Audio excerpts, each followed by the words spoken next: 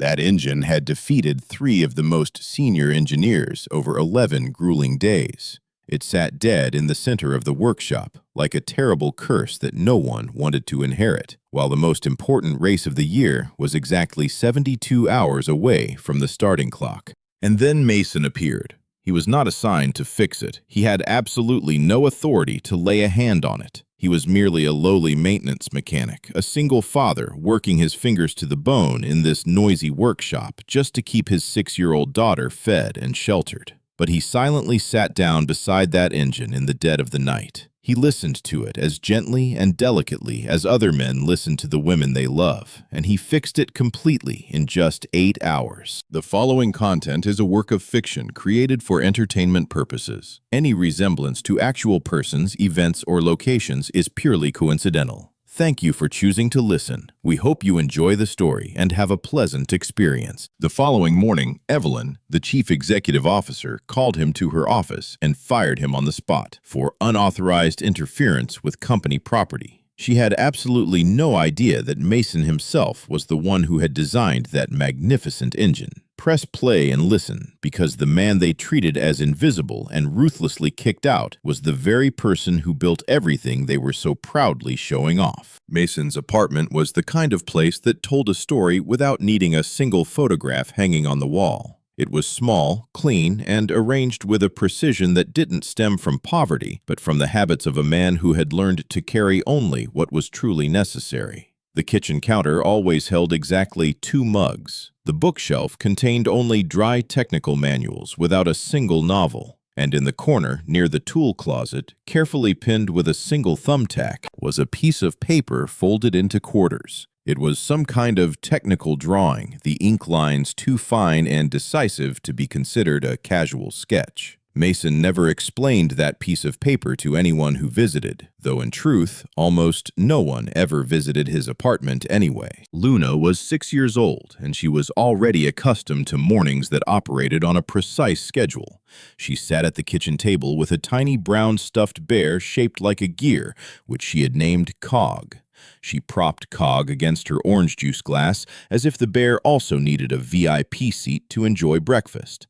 Luna always wore her star-printed socks every Monday, insisting that Mondays required lucky socks, and Mason had never once bothered to argue with that adorable logic. "Are you coming home early today, Daddy?" she asked, her eyes not leaving her toast.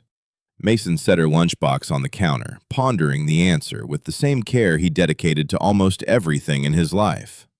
"I'll try," he replied.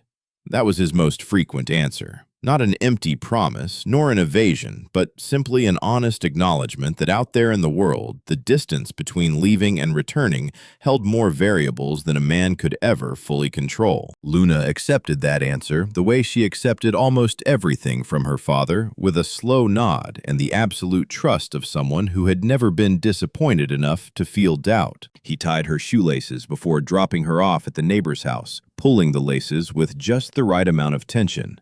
Not too tight to hurt her feet, and not loose enough to come undone while she was running. For a brief 1/10 of a second, his mind automatically calculated the friction coefficient of the knot against the shoelace material. Then he stopped himself, looking away, just as a man quickly turns his face away when looking into a mirror he isn't ready to face in the early dawn. The Vortex Motorsport Corporation took up 4 entire city blocks on the east side of the industrial district. It was a dazzling complex of glass and steel that the late chairman Richard Vance had built from a shabby workshop, driven by a stubborn refusal to accept the prejudice that American racing couldn't compete with European mechanical engineering. Now, this company was worth $2 billion, employed 412 people, operated across 6 countries, and had won more championships than its founder had ever dared to say out loud. Evelyn Vance had inherited this empire 18 months ago, just 2 weeks after her father passed away. At the time, she was only 28 years old, still struggling to learn how to be the woman in a room where everyone silently waited for her to speak first. Mason had joined the company 3 months ago. His resume listed a mere 9 years of general maintenance mechanic experience, 2 verified references, and nothing else. No university degree, no professional certifications beyond basic occupational safety requirements. He listed his previous workplace as a small private garage in Ohio that no longer existed. The HR manager had flagged this profile as too thin. But Cameron, the cold-blooded chief operating officer sitting on the hiring committee that quarter, had approved it without a single comment. Mason was tossed into the lower workshop, the basement level, where the ventilation was the worst, and the floor constantly trembled whenever the fabrication presses above were running. It was the kind of position that skilled mechanics would usually apply to transfer out of within 3 months. Mason requested nothing. He arrived, completed all his assigned tasks, and spent his rare quiet moments walking the perimeter of the ground floor. He gazed at the race cars the way people look at old family photographs. His colleagues started calling him the quiet one, then the silent guy, and finally just that guy on level 2, because he rarely opened his mouth, and if he did, it was almost always to discuss a technical issue, never uttering a word about himself. But occasionally, when he pressed his palm flat against the body of a car and briefly closed his eyes, much like a doctor placing a hand on a patient's chest to feel what medical instruments cannot fully translate, a strange expression flickered across his face that no one in that basement could accurately name. It wasn't concentration. It was more akin to recognition. The crisis knocked on the door on a Monday morning. Isaac, the 45-year-old lead engineer, a prestigious MIT graduate with 20 years of competition-level mechanical experience, slumped slowly into his chair and didn't say a word for almost a full minute. The GT7's fuel injection system had failed in a way that completely did not exist in any technical manual in any version from any manufacturer. The error lay in the tertiary pressure delivery sequence, a cascading malfunction that the diagnostic software deemed impossible based on the current system configuration. That was the software's way of admitting it was completely blind to what was happening. Isaac had sweat blood over it for 3 straight days. 2 external consultants rushed in from the German manufacturer had also examined it, whispered to each other in deep voices, and then hurriedly flew back to their country without offering a single solution. On Wednesday afternoon, Cameron called an emergency meeting. His voice in those meetings was always the same, decisive, controlled, and carrying a faint undertone of patience reserved for those who couldn't keep up with his pace of thought. The options, as he outlined them, were to postpone entering the race or substitute another car. Both choices would burn money. Both choices would trample their reputation. The only remaining question was how much of each loss the company was willing to bear. Neither option, Evelyn spoke up. She said it softly, without raising her voice, exactly the way her father used to end a debate.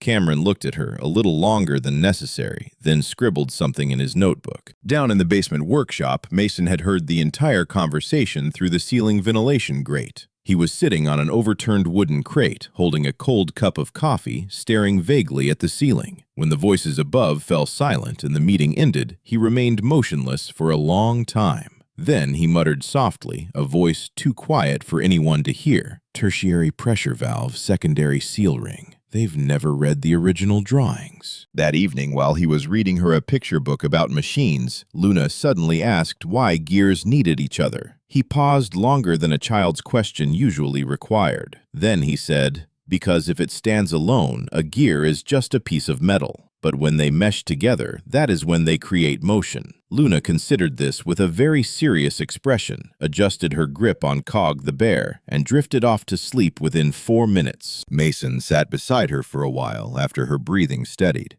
He took the picture book out to the kitchen table, flipped to the blank last page, and began to draw. Not slowly, nor hesitantly. His hand glided across the paper with the speed and precision of someone copying a poem they had known by heart for a long time. The lines were fine, highly technical, and absolutely exact. He worked intently until midnight without ever looking up. At 2 a.m., he drove back to the center. His Level 2 access card worked smoothly on the building's entrance. He was on the overnight maintenance roster, and the card didn't distinguish between accessing the basement and the upper workshop. The area housing the GT7 was blocked by yellow tape and a sign that clearly read, "Restricted Area, Authorized Engineers Only." Mason calmly stepped over the tape without breaking his stride. He didn't bring any special tools. He opened his standard toolkit on the floor right next to the car and began dismantling from the outside in. He removed the panels in a sequence not documented anywhere in the current maintenance protocols, because the current maintenance protocols had drifted 3 generations away from the original design logic. He worked entirely from memory. Not the flickering memory of an apprentice trying to recall a procedure, but the brilliant memory of the one who had mapped out that procedure from day one. The tertiary pressure valve housing came apart easily, as if it were born to rest perfectly in his hands. He found the secondary microseal ring, a component so delicate and specific that it didn't exist in any parts catalog in the company's inventory system. The reason was that Mason had personally fabricated and added it to the physical assembly right before the first test run, and he had never gotten around to formally documenting it, planning to do it later. That later had never come. He replaced the damaged seal with a cross-referenced component whose part number he knew by heart.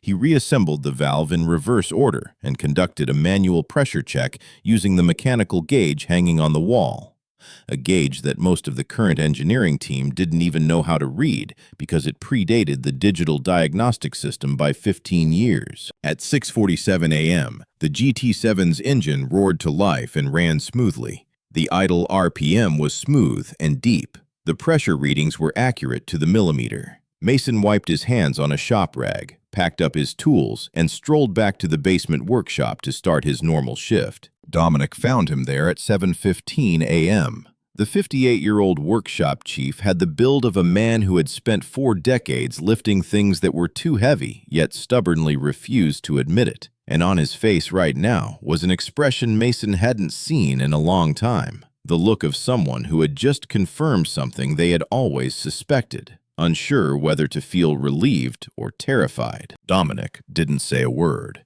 He looked at the GT7 resting peacefully on the upper floor. Then he looked at Mason, then back at the car. Mason caught his eye. A tiny, almost invisible nod was exchanged between the two men.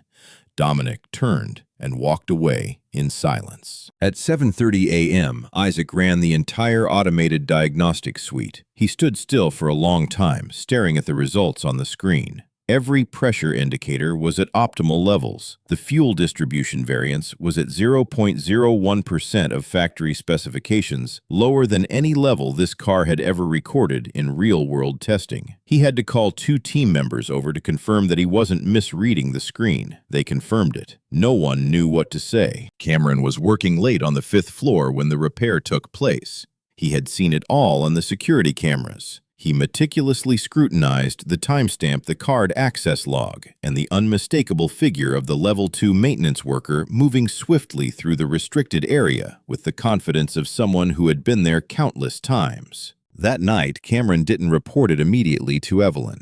The cunning man waited until the next morning. He carefully compiled the video clips, organized the access logs, and crafted a calculated presentation. He intentionally left out the excellent diagnostic results. He absolutely didn't breathe a word about the fact that the car was now running better than ever. Sitting across from Evelyn in her office, he spoke in a sharp, cold voice. "We have a severe internal security breach. An unauthorized employee entered a restricted area and conducted illegal intervention on our most critical asset without any permission whatsoever." Evelyn watched the security footage. The timestamp read 2:16 a.m.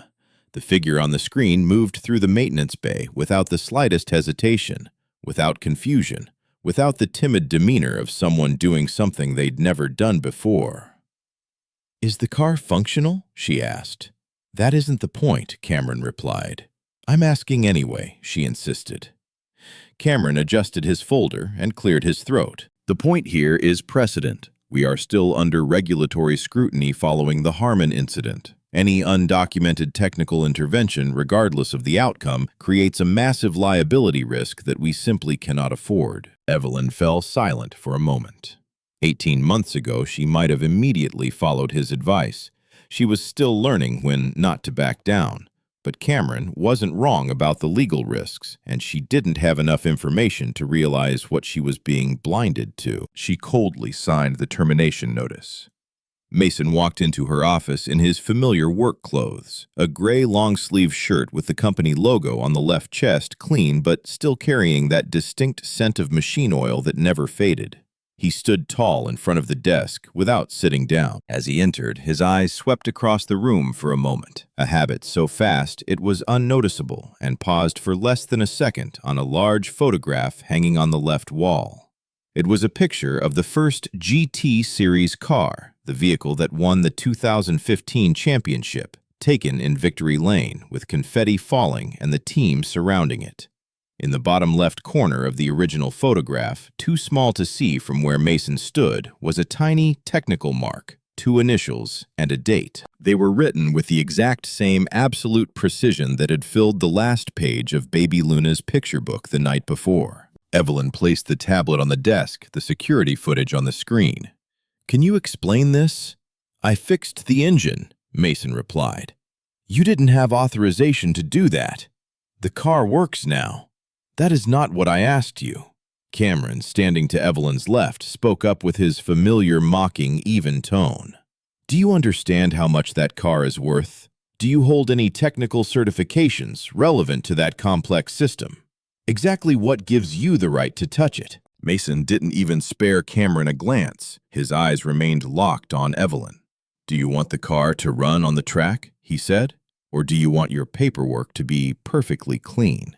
The question hung in the quiet air. It wasn't rude. It wasn't defiant. It was simply the most naked translation of what he was asking her to choose. And it was the kind of question that had exactly one honest answer. But if she chose that honest answer, she would have to explain why she was still firing him. Evelyn looked down at the desk. Cameron placed a hand gently on the back of her chair, a casual, almost invisible touch, and she looked up.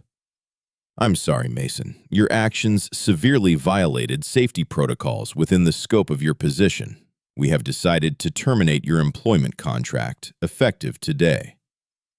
Mason remained silent for exactly 3 seconds. Then he slowly buttoned the top button of his shirt, showing no rush, and looked at her one last time. "Before you put that car on the track this weekend," he said, his tone no louder than a gentle suggestion, "you should read the original design drawings for the GT7, not the current version. The original ones, if the company still has them." With that, he turned and walked out. Cameron watched the door close. His hand, which had been resting lightly on Evelyn's chair, pressed hard into the upholstery for a moment before letting go. Below the window, through 15 floors of glass and steel, the GT7 reigned in its bay, carrying an engine that was singing the exact melody it was born to voice.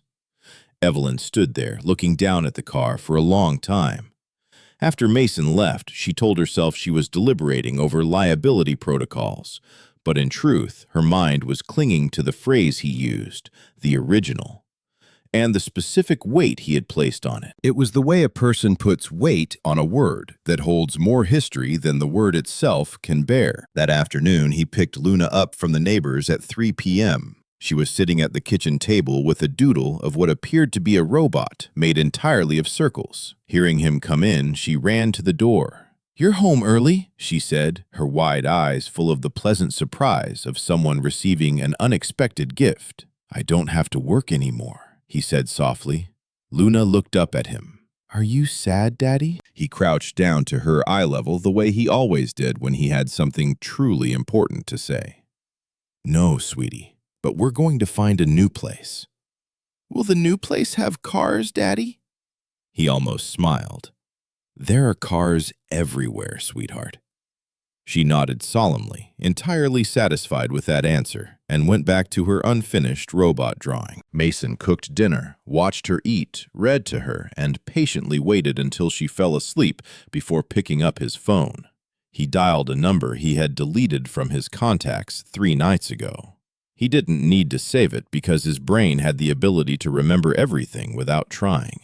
4 rings. Then a deep, familiar voice answered on the other end, carrying the weight of a man who had been waiting for this call for a very long time, never sure if it would come. "I knew you'd call eventually," Dominic said. "The car told on you."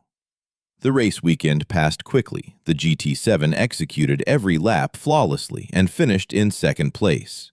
Vortex's most brilliant achievement in 9 years. The pit crew screamed in joy. The engineers hugged each other in celebration. Camera flashes fired continuously. Statistics were dissected, and future projections were quickly adjusted upward. Evelyn stood at the edge of the pit lane amidst the blinding lights and deafening noise, but she didn't feel the joy of victory completely. One hand was in her jacket pocket, her fingers toying with her mobile phone.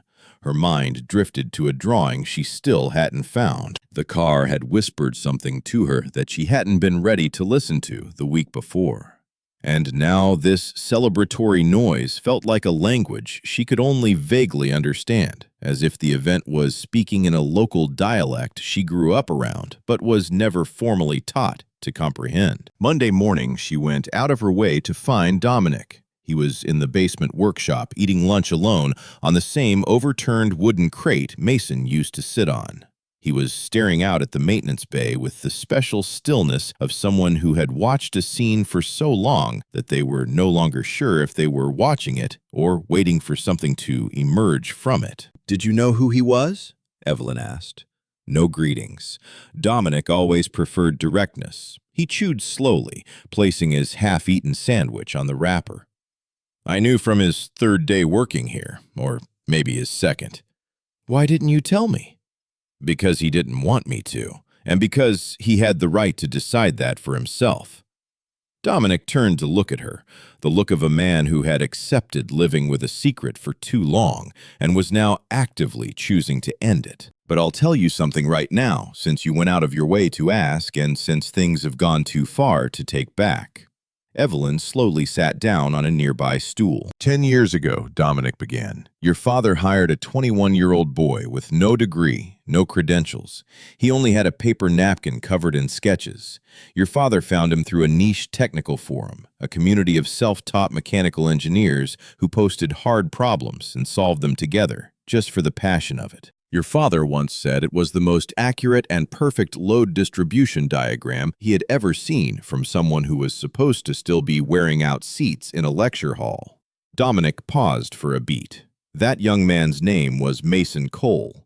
He dropped out of college, came to work here, and in just 3 years single-handedly designed 7 different engine variants. The GT7 was his final masterpiece. It was custom-built for the 2017 season. Evelyn's hands rested lightly on her lap. "So, what happened?" "His wife died. A tragic car accident. The baby wasn't even a year old at the time." Dominic's voice didn't waver or soften when speaking of the tragedy. He stated it the way a mechanic states the structural truth of a machine, because sentimentalizing it would only diminish the cruel weight of the truth. He disappeared, left everything on his desk, and walked away without a word. No one really tried to look for him because the company was in a power transition. Your father was gravely ill, and everything was a mess. "And the drawings," Dominic continued, "those original drawings. The hand-drawn set bearing his exclusive signature. They were sitting neatly on his desk when he left, but by the time someone came to clean up and compile handover documents, they had vanished into thin air." Dominic didn't need to mention Cameron's name. He didn't have to. The direction of that implication was as clear and sharp as a perfectly aligned ball bearing. Evelyn sat in silence for a moment. The air in the basement was thick with the smell of metal oil and the characteristic stuffiness of a room where the ventilation system never caught up with the intensity of the work inside. "He came back," she said softly. It wasn't a question. "He came back because he was worried about the car. The GT7 has an incredibly crucial modification in the tertiary pressure assembly, a secondary microseal ring that he manually installed before the first test run and never entered into the official records. If no one knows it exists, the system will run smoothly for years, but eventually it will collapse." Dominic carefully wrapped the rest of his lunch in the paper with the caution he applied to everything in life. Somehow he heard rumors that the car was malfunctioning. So he came back here as a lowly maintenance worker, not using a real name everyone would know, not demanding fame, just to be close enough to the car so he could fix it when it needed fixing. Evelyn was quiet for a long time. "Then he wrote to my father." "I know." She looked up at him with sharp eyes. "Your father told me," Dominic said. 3 months before he passed, he told me a letter had arrived from Mason. He intended to reply but kept putting it off because he didn't know how to start saying what needed to be said, and he was slowly running out of the little strength he had left to utter those difficult words. Dominic's facial expression didn't change, but something in his eyes understood the pain Evelyn was trying to hide on her face. "He didn't make it in time. I'm sorry."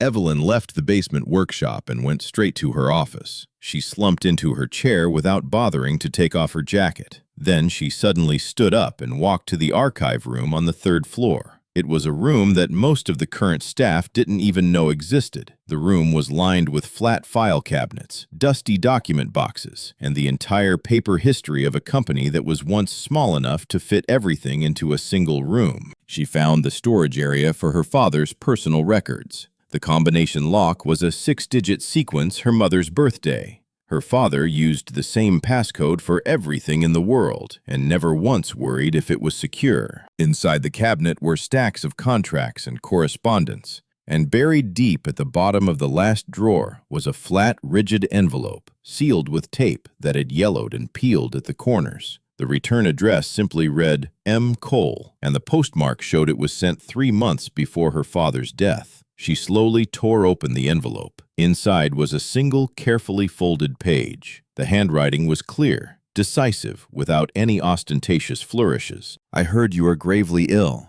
I don't expect you to reply to this letter. I don't ask for anything. But if Vortex ever needs someone who truly understands the GT system from the roots, I still remember every measurement perfectly. I'm not asking for recognition. I just want to know that the car is safe. That car deserves to be treated better than what it is enduring, and so does its driver, MC." Evelyn slid down, sitting on the floor of the archive room, her back against the wooden shelf, her hands trembling as she held the letter. She remembered her father's catchphrase from when she was a restless young girl, impatient with minor details. The difference between a good car and a great car isn't in its metal shell, it's in whether the person who built it actually listened to it.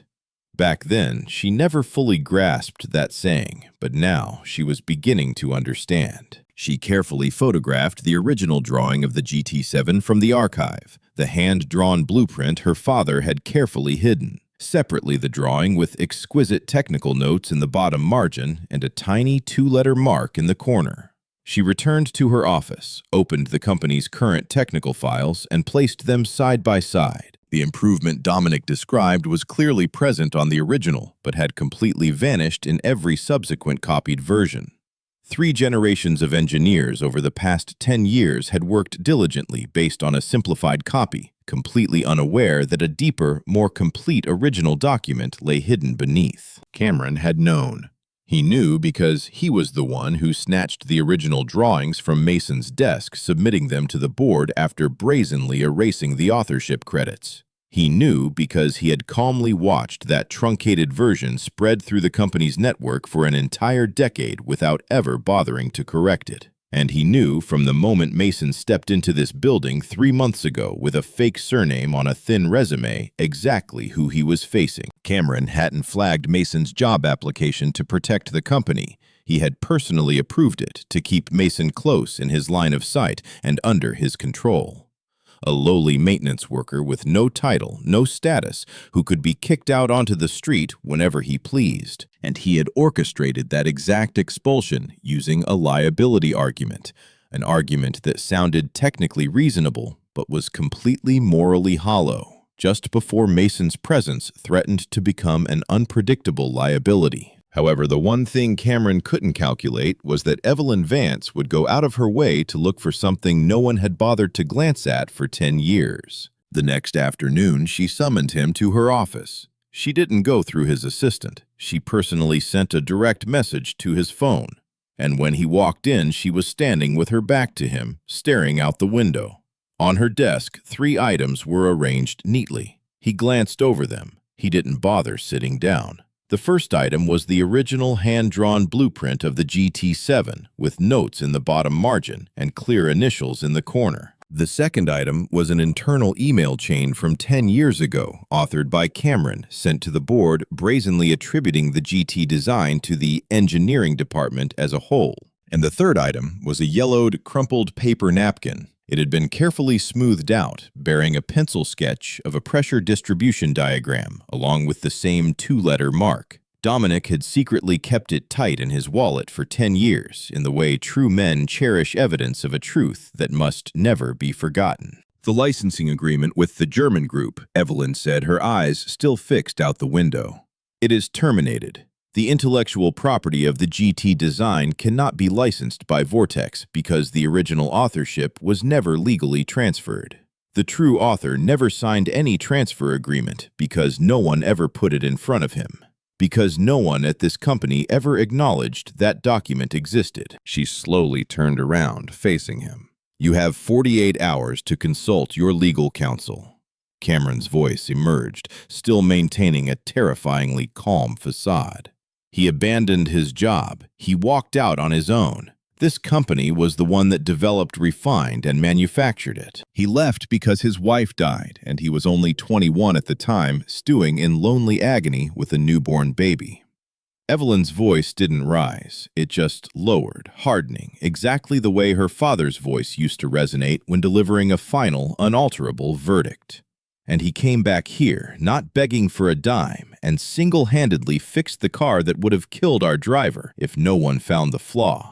I will not continue this conversation with you. Cameron left. He didn't utter another word of protest. The office door slammed shut behind him, carrying the gloomy silence of a man who had calculated all remaining moves and bitterly realized they were all useless.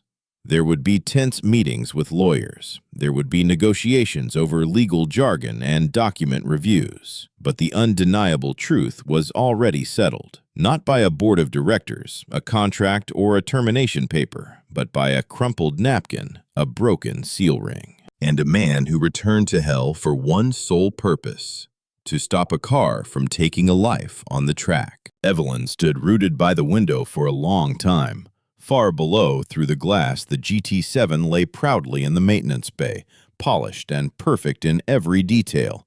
Its engine carried a scar that had been healed in the middle of the night by the very hands that had birthed it from nothing a decade ago.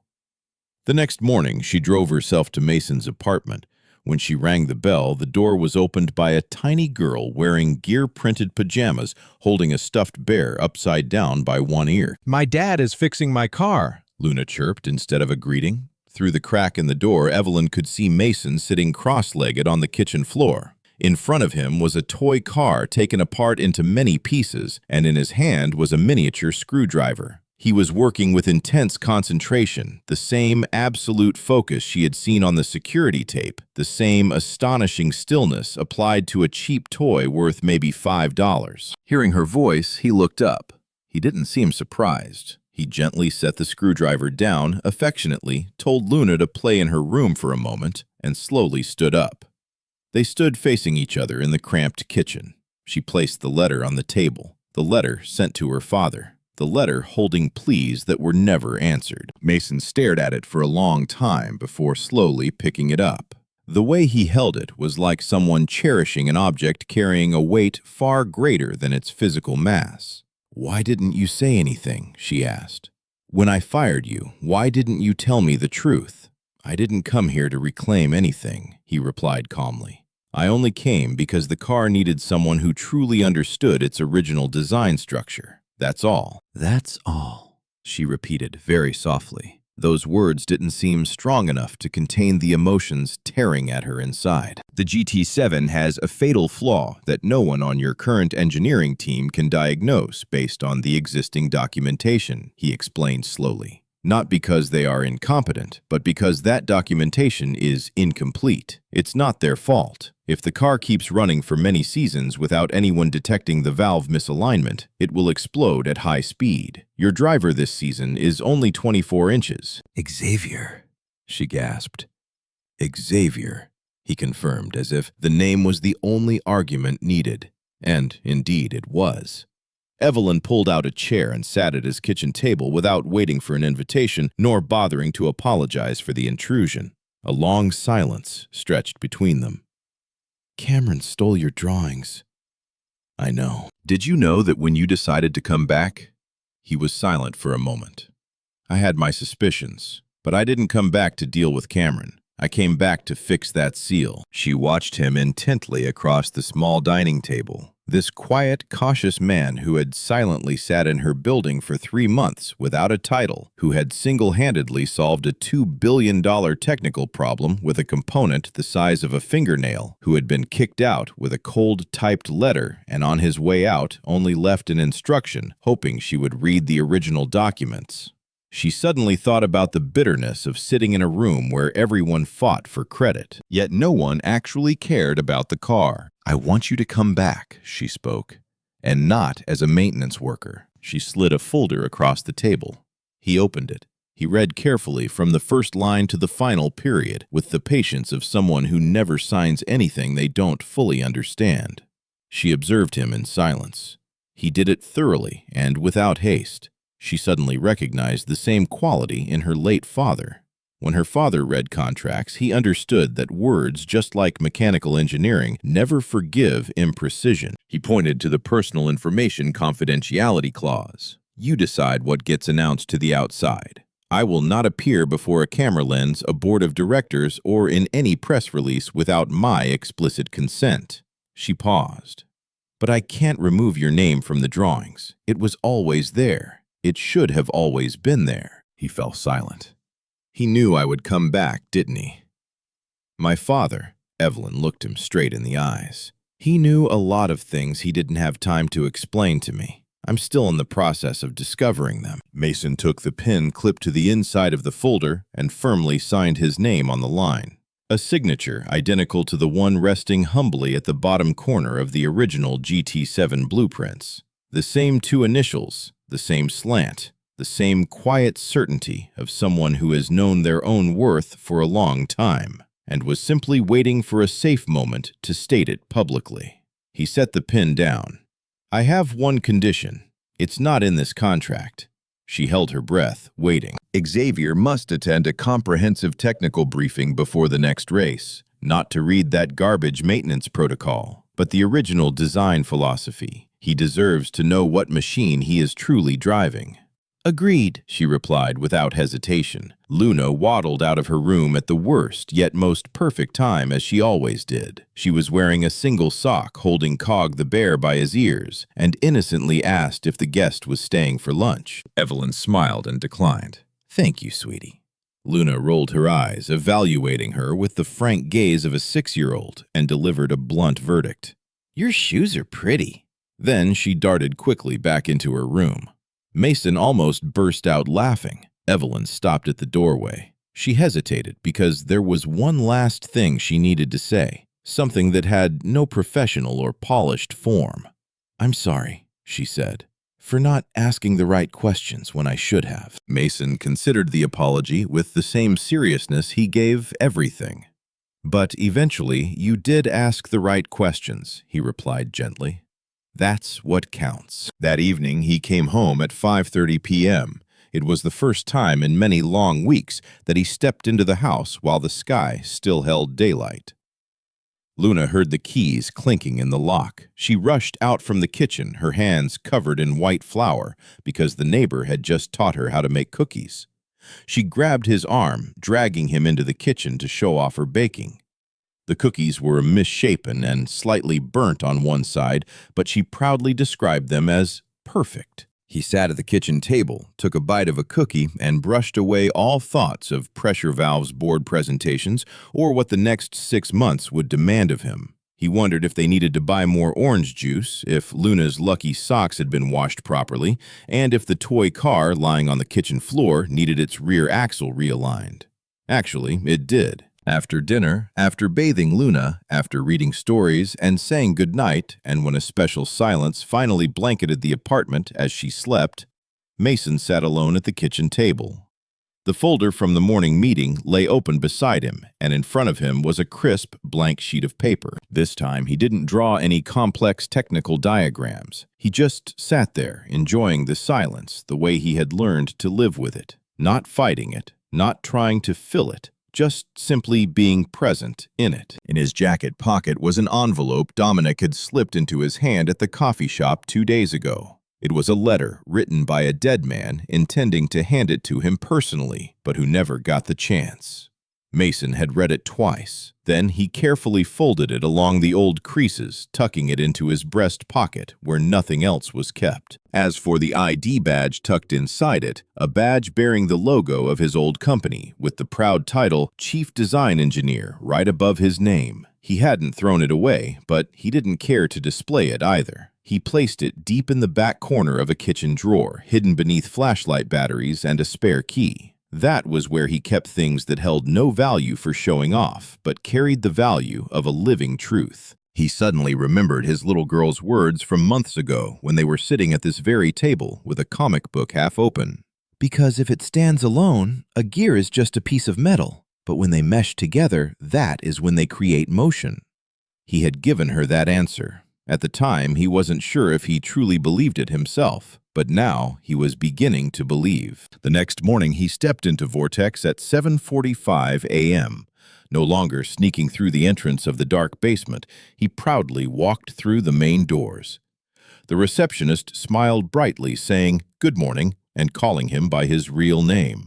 The ID badge clipped to his shirt now clearly printed a truth that had been buried for 10 long years, and only today was brought to light. Dominic was waiting at the workshop entrance with 2 hot cups of coffee in his hands. He handed one to him without a word. Mason took it. Within 2 minutes, Isaac rushed across the shop floor, his mouth already blabbering. "Last night I devoured all those original blueprints, all of them, read them cover to cover. I have 17 questions ready in my head right now." Mason looked at him, looked at the urgent, sincere fervor of a veteran engineer who had just astonishingly realized his foundational understanding of this mechanical system turned out to be far deeper, stranger, and more elegant than he ever knew. Mason felt something in his chest, something that had been turbulent and clawing for far too long, finally find a peaceful harbor. "I have all day to answer you," he replied. On the windy 15th floor, Evelyn stood silently by her office window, casting her gaze down below. She saw Mason and Isaac sitting shoulder to shoulder, right next to the legendary GT7. A brand new set of blueprints was spread wide between them. Both men leaned over the pages, carrying the passionate posture of people working together to create something great. In her hand, her phone lit up. An email had just arrived this morning from a representative of one of the continent's largest racing organizations. They had observed the GT7's impressive performance the previous weekend. They were very interested in discussing a technical partnership. They expressed a desire to arrange a meeting with her design team at the earliest possible convenience. She quickly typed a response. "We would be delighted to meet. Our design team is currently in the process of consolidating and reestablishing. Please give us a little time to get everything properly oriented." She hit send, placed the phone face down on the desk, and turned her gaze back to the window below. The workshop was bustling, filled with familiar noises, the sharp clanging of metal, the piercing shriek of the alignment machine, the deep hum of a machine being tested, tuned, and tested again. But hidden beneath all that chaotic noise, if you were refined enough to stand in the perfect spot, and if you were the kind of person who didn't care for boastful clamor, but only listened to find a true reality, you would hear the roar of the GT7 engine. It was running smoothly, exactly the way it was always designed to run, the way it always had the capability to achieve. Steady. Absolutely perfect. And finally, after 10 years buried in silence, it had been placed into the hands of someone who understood its every breath with all his heart.